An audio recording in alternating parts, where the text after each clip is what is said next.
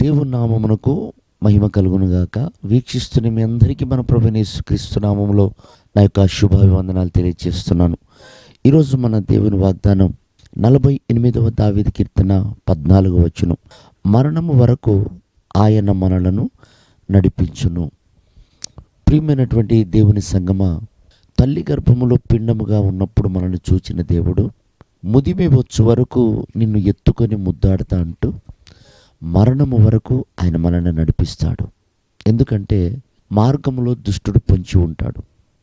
అంత మాత్రమే కాదు, మనకై మనం నడిచినప్పుడు వాడి బారిన పడే అవకాశాలు ఉంటాయి. వాడు గాండించు సింహం వలె ఎవడిని మృంగుదునా అని తిరుగుతూ ఉన్నాడు. చూడండి, బైబిల్లో ఓర్ఫా నయోమితో బెత్లెహేంకి వస్తానే వచ్చింది, కానీ మధ్యలోనే ఆగిపోయింది.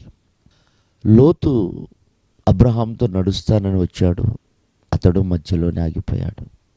ఏలియా, నీవే నిజంగా దేవుడివైతే ఇదిగో ఈ బలి పశువు దహించిపోవాలి అన్నాడు. అగ్నిని కురిపించాడు. కానీ మరణాపేక్ష కలవాడే బదిరి వృక్షం కింద పడుకున్నాడు. నేను సాగలేను ముందుకి అన్నాడు. ఈ రోజున ప్రియదేవుని బిడ్డారా, దేవుడు తోడు రాకపోతే ఎక్కడొక్కడ మనం ఆగిపోయే ప్రమాదం ఉంది. అందుకే మోషే అంటాడు, ప్రవ్వా నీ సన్నిధి నాకు తోడుగా రాకపోతే నేను ఒక్క అడుగు కూడా బయటికి వేయలేను. సాత్వికుడు, దీన మనసు కలిగిన వాడు, నా హృదయానుసారుడు అని చెప్పుకున్నవాడు నేను నడవలేనయ్యా అన్నాడు. ఎందుకంటే వాడు దుష్టుడైన వాడు లోకంలో బలవంతుడై ఉన్నాడు.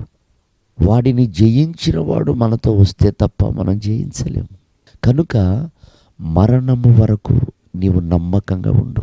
ఆయన నడిపించేటప్పుడు అది ఇరుకైన, విశాలతైన, కరువైన, సమృద్ధికరమైన పరిస్థితులైనా ఆయన నడిపింపులో నమ్మకంగా ఉండు.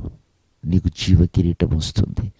అట్టి కృప ప్రభు ఈ ఉదయకాలం మనందరికీ అనుగ్రహించి ఆయన రాకడకు సిద్ధపరచునుగాక.